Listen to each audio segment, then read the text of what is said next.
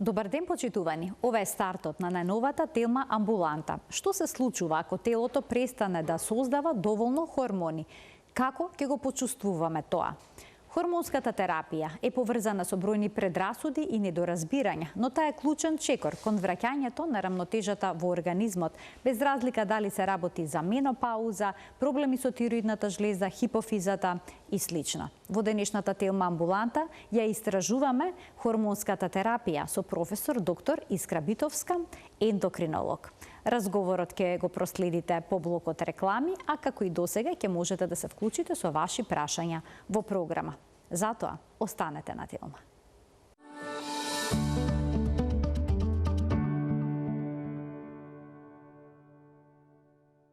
Дали хормонската терапија е секогаш решение или пак можеби понекогаш представува и ризик? Денеска хормонската терапија истражуваме со професор доктор Искра Битовска, ендокринолог од Универзитетската клиника за ендокринологија, диабетес и метаболни нарушувања. Професорке, добре ни дојдовте во студиото на Телма. Добар ден и ви благодарам на поканата. Што ако телото престане да создава доволно хормони? На кој начин ќе го почувствуваме тоа? Дали физички ќе забележиме некакви промени, можеби емотивно? Да, хормоните се многу чудна состојка. И кога ги има отпојке, и кога ги има помалку, телото забележува. Само зависно за кој тип на хормони станува збор. И најчесто треба одреден квантум на време, значи малку време треба за да се почувствуваат симптомите. Инаку, секогаш и на секое ниво се чувствуваат промените хормоните. Било повеќе кога се, било помалку. Ако се наруши излачувањето на еден хормон, дали тоа ќе доведе до дисбаланс и на сите останати хормонски процеси во организмот? Да. Секогаш, нели, за хипофизата сме зборувале и можеби ќе повторуваме и понатаму. Хипофизата е диригент, нели, на нашиот хормонски систем и од неа зависат многу работи и во секој случај се чувствуваат промените. Значи, дисбалансот на една оска, една хормонска оска, се чувствува и во останатите. И само да кажем дека најчесто, кај жените кои што се во репродуктивниот период, најпрва испаѓа репродуктивната оска. И најчесто, кога се работи за жени во репродуктивен период, испадот на, да речам, циклусите, доколку до тогаш биле редовни, сега стануваат нередовни, тоа значи, алармира телото дека нешто се случува. Дека некоја оска друга е засегната и дека најчесто некој хормон или недостасува или е во вишок. Значи не мора секогаш да значи дека половите хормони како естрогенот и прогестеронот се главните виновници за нарушување на менструалниот циклус? Може да биде некој друг хормон? Токму така. Многу често е друг хормон во прашање и тој хормон или недостасува или го има во вишок, па репродуктивната оска испаѓа од функција.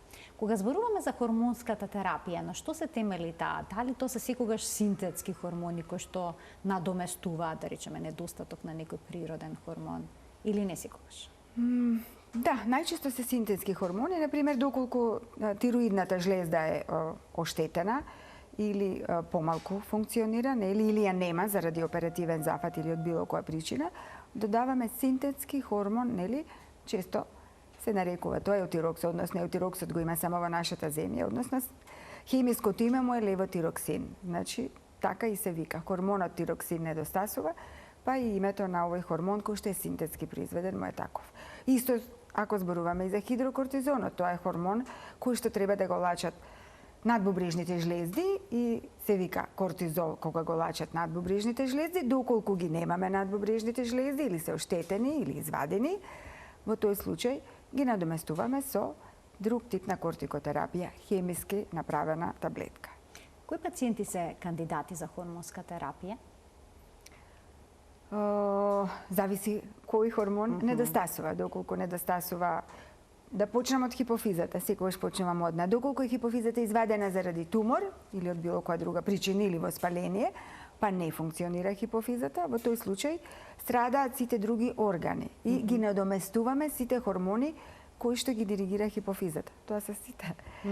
Значи, ќе го надоместуваме во тој случај тироксинот, нели, само што го спомнав, па ќе надоместуваме со хидрокортизон, кортизолот кој што недостасува, па ќе надоместуваме со или контрацептиви или друг тип на терапија, ги надоместуваме репродуктивните хормони, тестостеронот доколку се работи за мажи, естрогените и прогестероните доколку се работи за жени, доколку паратироидните жлезди ги нема затоа што се извадени или не функционираат од било кои други причини.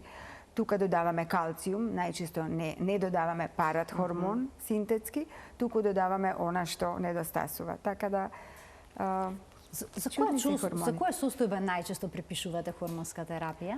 Што говори вашето искуство? Најчесто е хипотироидизмот. Значи проблемите со тироидната жлеза кога не се излачува доволно тироидниот хормон. Токму така. Сме разговарали за тироидната жлеза и со мене и со многу други мои колеги, нели? Од било која причина, ако тироксинот фали и недостасува, додаваме тироксин. Хормонската терапија може да се прима во форма на таблети, како инекција, како лепенки. Токму така. Што најчесто се применува? Најчесто се таблетките. Ако земеме дека нели тироидната жлеза најчесто тој хормон недостасува, односно тироксинот, најчесто додаваме тироксин во вид на таблетки.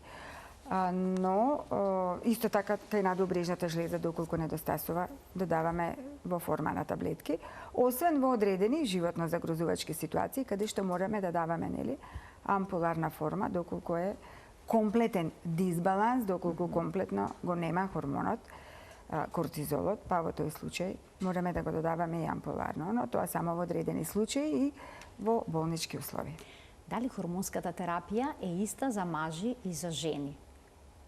Зависи за кој тип на испад на хормонската кога зборуваме за половите хормони, за сите останати. Доколку зборуваме за тироидеата и за нели хидрокортизонот, тогаш е иста, но доколку зборуваме за репродуктивните хормони, тогаш не е иста. Кај мажите, нели, доколку треба да дадеме тестостерон, даваме тестостерон, што не е случај кај жените. Кај жените недостасуваат другите хормони и тука одиме со естрогени и прогестерон или комбинација.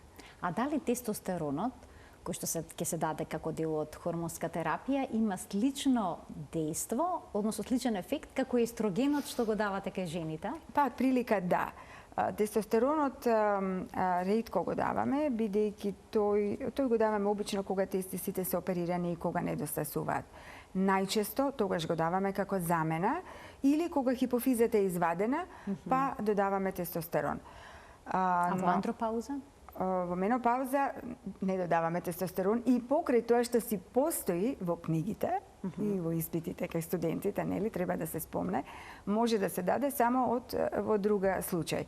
Кај жените во менопауза може да се дадат хормони кои што недостасуваат, значи естрогени и прогестерон или во комбинација или само естрогени доколку жената нема матка, па е безбедно да додаваме естрогени.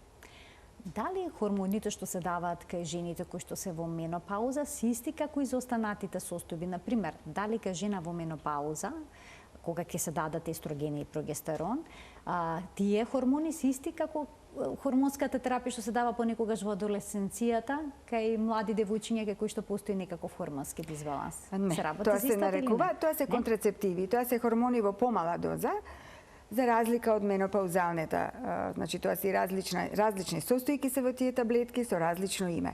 Значи едните се со намена за контрацепција, нели, со многу помала доза, а другите што се даваат кај возрастните жени се со сосема поинаква доза, па и тука согласно тоа дека менопаузата има и дел кој што се вика перименопауза, кога жените уште менструираат, и тука се различни хормони и различно се викаат и препаратите, а различно се оние каде што жената веќе не менструира. Различна е дозата, професорке? Што е различно? Бидејќи естроген се дава, да речеме, и ваму и таму.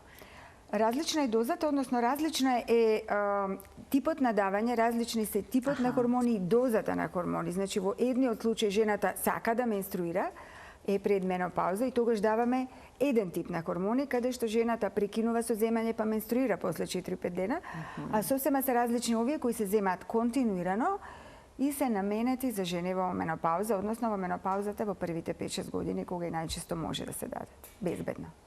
Колку време може да се зема хормонската терапија? Има ли некакви временски ограничувања?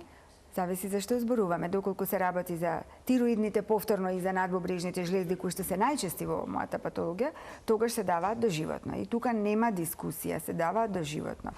А доколку зборуваме за субституциска, за заменска терапија кај жени во менопауза, Тука има цела филозофија и кога и зошто, и тука сме многу строги кога ги даваме тие работи, бидејќи студиите покажале дека не се баш така бенигни овие работи и значи мора да се даваат под строга контрола. Да напоменам, јас лично ги давам во првите 5-6 години. И така е по сите препораки. Значи, кога жената ќе влезе во менопауза, можеме да даваме, доколку претходно со доброземена анамнеза, да нема таа самата карцином или прво колено карцином на дојка, да нема тромбоемболични компликации. Значи, со строги контроли ги даваме во првите 5-6 години, максимум до 10. Обично, после првите 5-6 години и строги контроли. Во меѓувреме престануваме. Че таа терапија не е доживотна, туку првите години за малце полесно пребродување на жените кога влегуваат во менопауза на тие симптоми првични, доколку ги имаме тие симптоми. Доколку не се препорачува. Не се препорачува. Така, какви испитувања потребно се направат пред да се воведе хормонска терапија? Претпоставам дека ќе се направи испитување на хормоните во крвта. Но потребно ли уште нешто, да речеме состојбата на црниот дроб, ото каков е притисокот крвен и слично? Повторно различно се што зборуваме. Доколку се работи за тироидејата и за надбобрежните жлезди, нема потреба. Тоа се хормони кои мора секако да се земаат, бидејќи без нивното земање животот не би постоел кај тие луѓе. Значи тука без пардон, тоа е примарна терапија. Мора да се зема тироксин и мора да се зема хидрокортизон доколку мора. А што се однесува до ова другово, тука ги даваме како олеснување на тегоби. Ме разбирате, не е како решавање на проблемот. Овде проблемот постои и доживотно мора да се решава. А во овој случај се дава само како олеснување. Било се работи за маж, било се работи за тестостерон кај жена и во тој случај не ги даваме доживотно и мораме да направиме комплетна лабораторија, доколку се работи кај жена, комплетна лабораторија, мора да се направи гинеколошки преглед и тоа се прави во текот на доколку даваме терапијата во текот на терапијата на секој 6 месеци, мора да се прават тестови на хемостаза, нели, за урчување на крвта и мора да се прават редовни гинеколошки прегледи и на дојките. Апсолутно.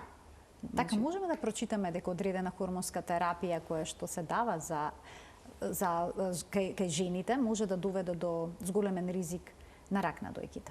Значи има вистина во тоа. Има вистина и тоа го кажуваат студиите. Значи тоа е една многу интересна работа кога се почнале хормоните да се даваат кај менопаузални жени, тоа биле некаде 50-тите, 60-тите години од минатиот век, било вистина бум. Значи жените се чувствувале убаво, се чувствувале подмладени, кожата им станала поубава. Значи едноставно тегоби немале и така натаму и тоа траело некаде до 90-тите години од минатиот век, кога зборуваме за Америка, тамо се најробусни студиите, кога начело на Националниот институт за здравје, нели таа нивна установа, застанала за прв пат жена. Прв пат во историјата на тој институт. И таа жена, нели, обезбедила средства за да види колку овие, нели, хормони на вистина делуваат не само за благосостојбата на жените, туку и за спречување на кардиоваскуларни настани, за подобрување на мозочната активност, нели, на заборавањето и сите работи што одат во менопаузата. И токму таа студија, која што била направена на над 160.000 жени, што е така голема бројка, покажала дека има и многу штетни ефекти. И практично од тука застанува употребата еден период на овие работи, но единствениот недостаток на таа студија е што просечниот, кога почнале да ги даваат таблетките, просечното време траење на менопаузата било околу 12 години. Значи жените веќе 12 години биле заспани и понатака, нели, кога веќе почнуваш ти да ги будиш со таблетки, телото реагира на свој начин. Така да тука се направени корекциите дека се даваат сепак на почетокот на менопаузата. Со вакви строги контроли, оти многу други студии се направени, но ова е така она што го викаме ние холмарк, значи студија која што навистина дала многу вредни резултати. Значи сето ова е основано што го зборуваме.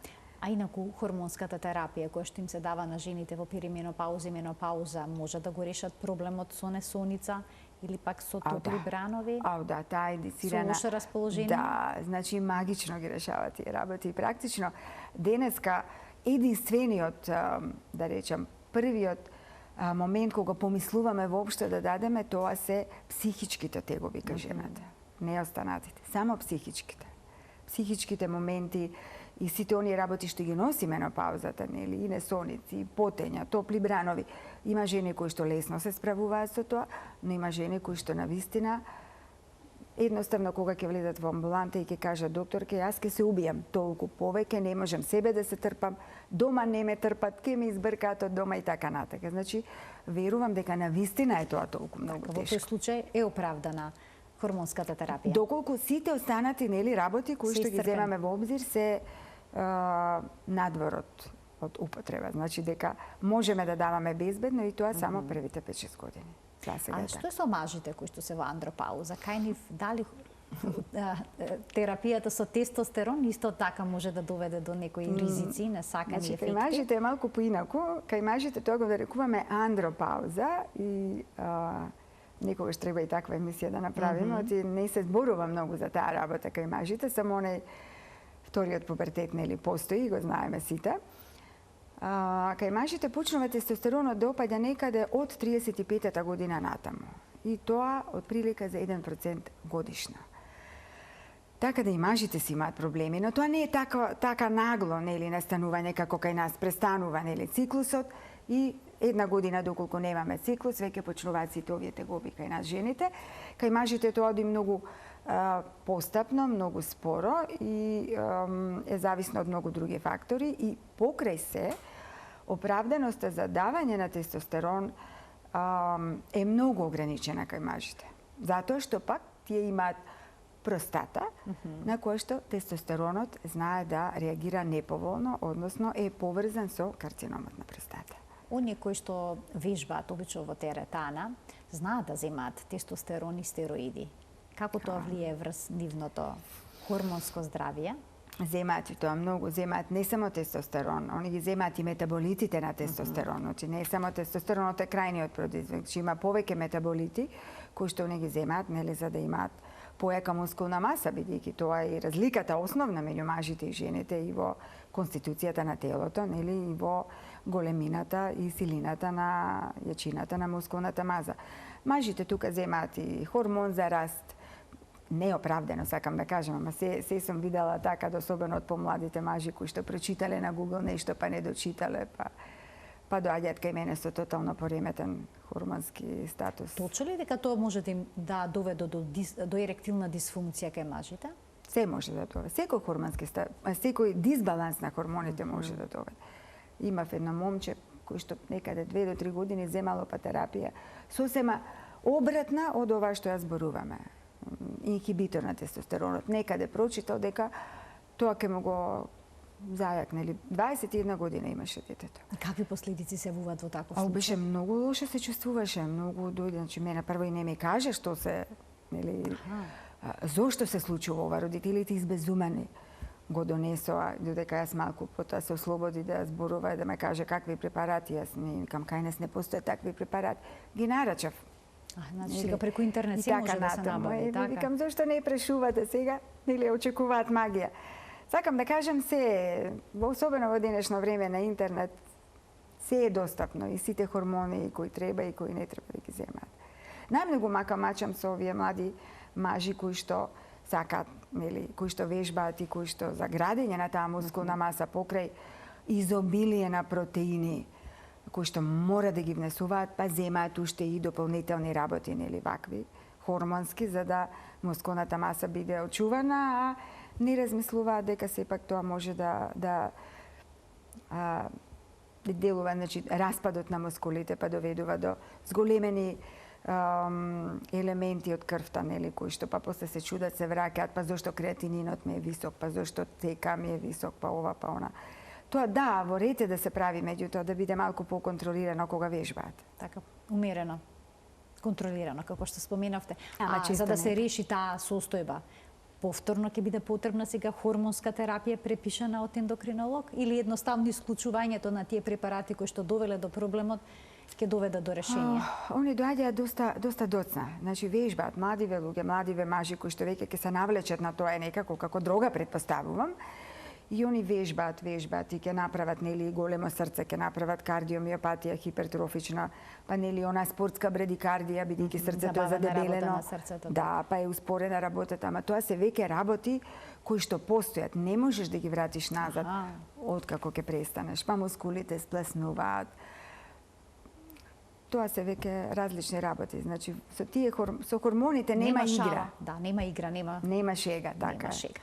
Ке ги вклучиме и гледачите, почитувани од овој момент емисијата е контактна, телефонскиот број на телевизија Телма е испишан на екранот, слободно можете да се јавите и да поставите прашање. Професор доктор Искра Битовска, ендокринолог од Универзитетската клиника за ендокринологија, дијабетес и болести на метаболизмот, е наша денешна гостинка во студиото на Телма и таа ќе ги даде сите појаснувања на дилемите кои што ве мачат, а се поврзани со денешната тема.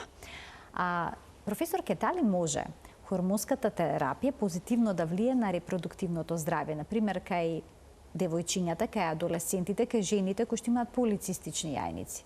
Дали ќе доведе до подобрување и регулирање на менструалниот циклус? До регулирање на менструалниот циклус да, но до решавање на проблемот не. Значи јас имам обичај кога ќе дојде нели со полицистични јајници некоја девојка или млада жена, прво да ги испитам сите хормони за да откриам причината зошто. Мал дел имаат генетска предиспозиција, нели, заради мајката, бабата и така натака. Но еден добар дел е телесната тежина во прашање. Заради тоа што телесната тежина доведува до хиперинсулинемија, значи до лачење на инсулин како хормон кој што е надвор сега од дијабетесот, нели, инсулинот ние го знаеме само како хормон побрзан за дијабетесот, но апсолутно има многу други улоги во организмот.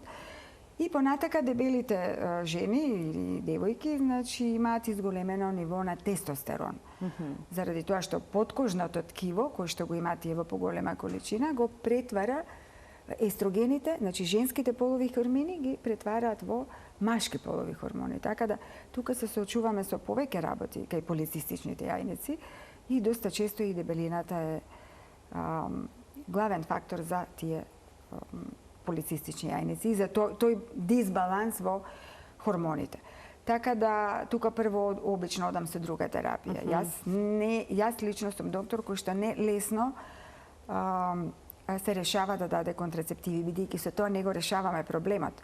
Ке ги решиме циклусите и се да речеме доколку после 3 месеци девојката нема циклус, морам да дадам контрацептиви за да го заштитам телото од други работи. Меѓутоа, со давањето на контрацептиви не се решава проблемот.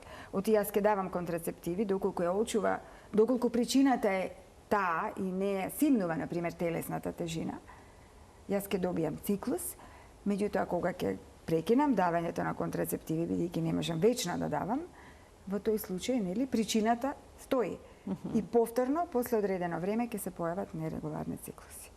Значи, моментално контрацептивите решаваат. На долгорочно? Да, и влакнетоста доколку е зголемена, бидејќи е наплив на естрогени, па немаме, нели, имаме релативен вишок на естрогени, па ќе се исчисти кожата, ќе почне да добива циклуси и така натака, меѓутоа не сме го решиле проблемот со тоа. Да, до одреден степен е решение, но не е конечен.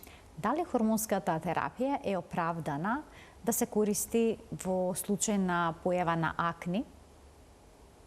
Да, но повторно времено. Зависи што е причината на акните. Оти најчесто, многу често дерматолозите ги праќаат кај нас, нели? Прво заради, да речеме, акните ќе се појави или, нели, бубулици, ќе се појават, ќе се јават девојките или младите жени на кожен доктор, па кожниот доктор ќе ги препрати прво кај нас за да се види дали имаме хормонски дисбаланс, да е тоа причината за појавата на акне. Ни предстојат летните одмори. Многу жени се одлучуваат да земат хормонска терапија за да го одложат менструалниот циклус. Да. Безбедно ли е тоа? Тоа е безбедно, но да не е често. Се дава само прогестеронската форма, значи не е ова, и се дава да речеме 5 до 7 дена пред да треба да добие циклус. Обично кога одат на одмор или за спортистки, па на некој спортски надпревар или така натаму, може да се одложи одреден број на денови колку што треба, но да не е често. Сепак не е пожелно да е често, но од време на време, да речем, оправдано. Ке се задржиме уште малку на репродуктивното здравје. Има жени кои што се одлучуваат за вонтелесно оплодување, односно инвитро фертилизација. Тие примаат голема доза на женски хормони. Дали е тоа гаранција дека ќе се зголеми нивната плодност и може ли да остави оваа терапија некакви последици по нивното здравје? Со самото тоа, значи, постојат повеќе протоколи, нели, за тој дел, но мора да се тргне нормалната оска на функционирање, доколку функционира. Мора да се тргне на страна, а се трга на страна со голема доза на овие хормони. Си постојат точно одредени протоколи, како и што да се прави и жените целта, односно резултатот, нели, се очекува дека е детенце и нели, на ново суштество носење на свет, така да ова е неминовно да се направи доколку нели е успешно. Но сепак не се препорачува да е тоа толку многу. Значи јас имам една пациентка моја која што 14 пати го има направено тоа. Значи тоа е навистина мачно и не само телото што тешко го поднесува, меѓутоа и психички, нели, она исчекување секој нели месец, два дека треба да се случи бременост и така натаму, година за година, прави навистина проблеми. Има ли потреба по тоа кај нив некакви хормонски следења или пак здравствени прегледи? Ништо повеќе од нормалата. Значи, доколку нели се породат, па понатака се следат најнормалните редовни прегледи. Значи, зборуваме за овие, за Има инвитро. шанси порано да влезат во менопауза поради исцрпувањето на јајцеклетките? Има шанси порано да влезат, макар што влегувањето во менопаузата е сепак повеќе генетски одредено, значи размислувајте доколку вашата мајка и баба или така натака влегувала доцна во менопауза, многу е веројатно дека и вие ќе влезете подоцна во менопауза, но има туку уште еден момент, големи стресови. Значи големи стресови знаат да направат комплетен хормонски дисбаланс. Стресот знаеме дека е нели менувач на хормоните и особено голем. Значи некој кој ќе каже лошо ми е на нервна база, има основа тоа. Апсолутно. Да, стресот е посебно го менува и имунитетот, но го менува и хормонскиот статус. Било да е акутен често, било да е хроничен, нели, со зголемените. И трајни последици остави ли се тоа моментни промени кои што може да се нормализираат кога ќе си дојдеме на себе? Па да, би требало да се доколку не се настанати трајни оштетувања, доколку не трае многу долго, полека знае. Меѓутоа обично е тоа карактерна особина, нели, да се постојано има луѓе кои што постојано се нервираат дули за ситни работи. И тоа тешко дека ќе се смени понатаму па да дојде во некоја зен фаза, нели? Да може да се релаксира до толку, инаку да, може да остави трајни последици доколку е долготрајна.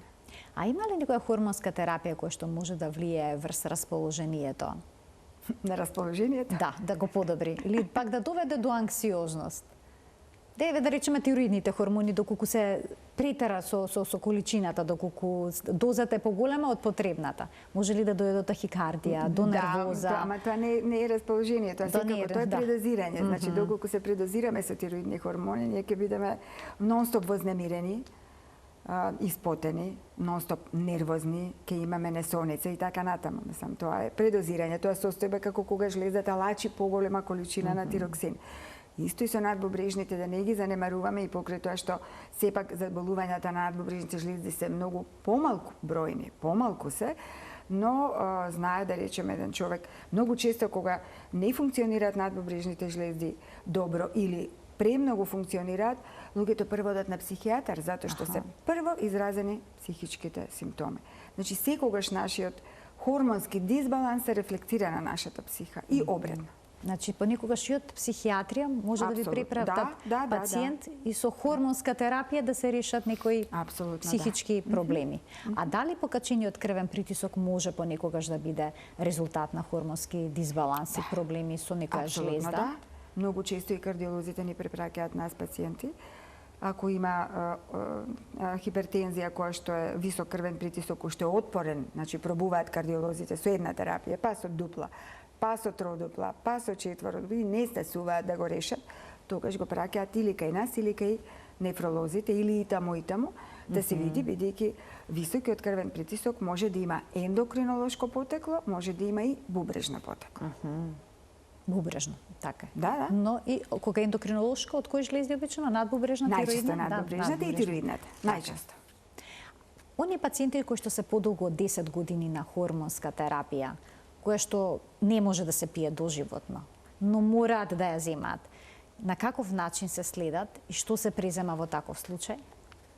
Што, тироидните хормони нели се земаат континуирано. Надбобрежните дефицитот на надбобрежните хормони, исто така тие таблетки се земаат континуирано. Значи некои што се животно загрозувачки хормони, повторувам често, се земаат доживотно. Репродуктивните хормони не. И при тоа треба да се биде доследен во земањето на терапијата, не сме да се прескокнува. Токму така. Или пак да се земе поголема доза. Така е. Што ако се прескокне? Се случува и тоа. Да, се случува и тоа, особено кога терапијата е се случува долгорочна. Да се повеќе најчесто се случува да не се зема редовно, многу ретко. Сега доколку се работи за дементен пациент, па него го гледаат или домашните или во некој дом. Инаку најчесто се случува да се прескокне некоја доза. И конкретно јас земам Еутирокс и мене ми се случува да прескокнам, значи тоа е многу човечки. Меѓутоа не треба после тоа да се, значи ако еден ден се прескокне, не е нешто страшно, е веќе месец дена, а и тоа се случува. Многу често се случува да пациентка дојде и каже јас решив да не земам повеќе заради тоа што сметам дека ми е доволно. И па јас ке прашам, па зошто сега се гледаме ние? Зошто каква помош барате од мене ако вие сте решиле самостојно? И па сега имам проблем. Каков проблем? Не ми е добро. Тоа е веќе, нели, друга приказка, но ако се прескокне терапија ден, па и два од овие, нели што ги зборувам, не е нешто посебно страшно. Значи, ако се започне со терапија за тироидната жлезда, тоа мора да биде доследно и долгорочно и не може да се прекине во текот на животот?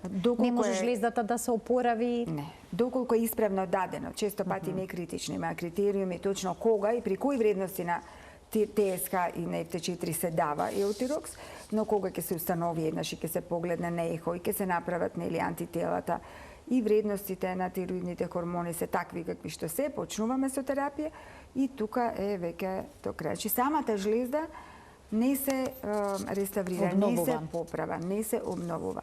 Само континуирано даваме терапија, а може да преиде од една состојба во друга. Да речеме доколку имаме хипертироидизам, тоа е значи да, тоа е почесто, но се случува и ако поретко луѓе што имале хипотироидизам заради покачени одредени нивоа на антитела, па тие антитела сега се промениле, па настанува состојба на хипертироидизам. Има и такви кои се поретки. Она што сакам да го нагласам е дека покрај земањето на редовна терапија на хормоните, неопходни се и контроли. А кога се станува збор за адаптацијата на хормонската терапија, има ли некои терапии кон кои што пациентите потешко се адаптираат? Особено во првите недели? Или кога станува збор за хормонските терапии, тоа не е така? Обично, општото чувство кога не е добро, луѓето се поажурни во земањето на терапијата. Значи, тоа е слично како кој болката, нели? Ако не ве боли ништо, нема да земате аналгетика, ама ако почне да ве боли, земате терапијата. Исто и вака, тие не се чувствуваат добро на почетокот и се агилни во земањето на терапијата. А понатаму, кога веќе ќе достигнете една рамнотежа во доброто чувствување, тука веќе доаѓа до израз карактерот. Едноставно некој вика, јас сум добар и повеќе не ми треба. Не е така. Секако ќе дојде кај нас во еден момент, оти ќе се почувствува повторно лошо. А зошто понекогаш хормонски терапии се дават кај пациентите болни од карцином? Тоа е веќе друга приказка. Значи, тоа сакав да го спомнам на почетокот, на тоа реков, широка тема е. Така. Тоа е сосема друга приказка. Значи, има карциноми, како што се карциномите на дојка, најчесто, кои што се чувствителни на естрогени или се чувствителни, сензитивни на прогестерон. И затоа и настанале како карциноми. Сега во тек на терапијата, нели, хируршка терапија, доколку се направи хирургија, па се отстрани дојката или карциномот, па нели продолжува со хемотерапија често или со зрачна терапија, а паралелно со ова многу често оди и хормонска терапија.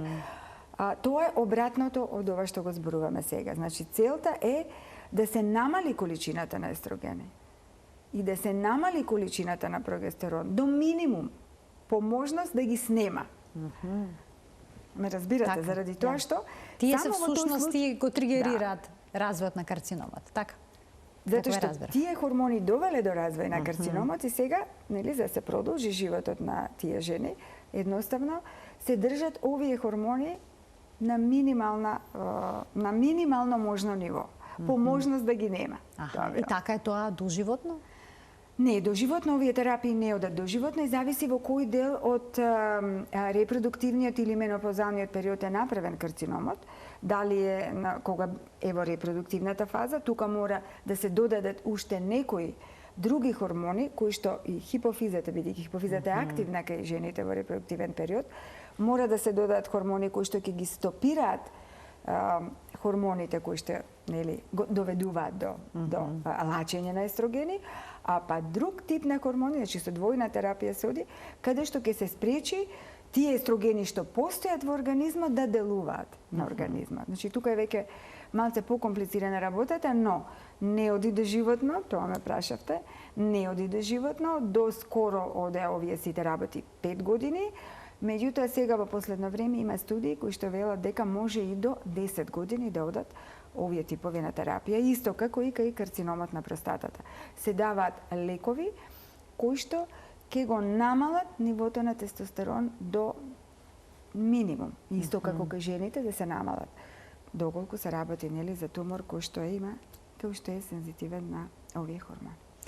Многу предрасуди се поврзани со хормонските терапии. Има луѓе кои што се плашат да земат ваква терапија. Ви се случило пациент да одбие? Да рече не сакам јас да пијам хормони. Да, ви кажав, значи на почетокот луѓето се со секаква ментална матрица, нели, има луѓе кои што се плашат, но прво ако не се добри, тогаш, нели, земаат. Значи стимулот е лошото чувство. Малку покомплицирано кај овие други, кај карциномиве. Тука веќе земаат сосема друг тип на хормонска терапија. Тие земаат, тие ревносно, кога човек веројатно ќе се соочи еднаш со карцином, тука на работ на животот кога ќе тука се работи апсолутно за живот, така да она лошо чувство кое произлегува кога го немаш естрогенот. Значи, замислете менопаузата, да се живее на таков начин. Менопаузата колку е тешка, каде што сепак има мала количина на естрогени во оптек, нели? И колку е тешка. Замислете ги овие кои што вештачки морате да направите да се на 0, да се на 1, да се на 2, да ги нема. И како тие се справуваат со потешкоти? Знаат. Не постои, значи, некој лек, некој препарат? Не, тука не смееш да правиш ништо. Едноставно влегуваат во вештачка менопауза доколку се млади, влегуваат во вештачка менопауза нагло и уште вие давате лекови со кои што и тие естрогени малку што постоеле, треба да ги нема. Значи, навистина тие жени верувам дека има многу тешко, меѓутоа сепак желбата за живот, предпоставувам, нели, нагона за живот. Посилна, да, е многу успева да се изборат со таа состојба. Исто како кај мажите, замислете, давате терапија кој што апсолутно не смее да има ни грамче тестостерон во самиот организам. Меѓутоа тоа е нешто што мора да се прави. И тука веќе нема дебата во делот треба, не треба. Тука таа терапија ординираат онколозите, меѓутоа често во соработка со нас, бидејќи, нели, тоа се наши заеднички пациенти. Хормоните се хормони, во секој случај. Е многу комплицирана тема и многу широка тема за која што денеска зборуваме и не знам колку не разбираат оние што не гледаат. Прилично јасно ги појаснувате работите. Професорки, моето последно прашање за денеска се однесува на оние пациенти кои што можат да кои што имаат дилеми во однос на хормонската терапија, кои што може да дискутираат со лекарот на таа тема дали да земат или не, некои се одлучуваат за хормони од природно потекло, од растително потекло, сметајќи дека се поприродни, на таков начин имаат помалку штетни ефекти. Па дали тие се соодветна замена? Да, постојат фитоестрогени се викаат, нели, како сојата, како многу растенија кои што ги имаат и постојат и такви таблетки. И јас сум за такви таблетки доколку им прават, чинат добро, значи совршено ги одобрувам, зошто да не земаат доколку се чувствуваат добро. Единствениот недостаток е што во литературата немаме студии доволно. Сите овие работи што ви ги раскажав денеска се медицина базирана на докази. Илјадници пациенти и пациентки се поминати за да можеме денеска, нели, ова вака да го зборуваме слободно. И сигурни сме ние докторите кога даваме таа терапија, оти цела медицина и наука стои зад нас. Со многу илјадници поминати жени, лекувани на овој или на оној начин. Што се однесува до ова алтернативна медицина, која што јас лично си ја почитувам, но не е медицина базирана на докази. Значи, немаме такви илјадници. Фактот дека за еден таков, затоа тоа не е лек, тоа е, нели, како суплемент, како додаток во исхрана и така натака, така и се регистрирани. И немаат потреба од такви големи студии, меѓутоа тоа нам би ми помогнале такви студии, за да можеме, нели, да ги Со сигурност, апсолутно. Вака не знаеме какви се штетните ефекти, колку се долгорочни, дали ги има, дали ги нема. Ме разбирате, тоа си е посебна наука која што јас навистина си ја почитувам, меѓутоа сепак мојот тип на терапија се базира на медицина, базирана на докази и сите оние препораки кои што се напишани врз база на многу студии. И тоа стои зад нас и законски сме заштитени во тој дел. Професорке, ви благодарам многу за вашето денешно гостување во Телма амбуланта и што отворивме оваа интересна тема. Јас ви благодарам на поканата и се надевам барем нешто од нешто успеав да објаснам. Следниот пат ќе се концентрираме на нешто по-специфично и по-тесно на одредена болест, бидејќи е неисцрпна тема ендокринологијата. Почитувани, ви благодарам и вам на вниманието со кое што не следевте и денеска и ви посакувам пријатен ден.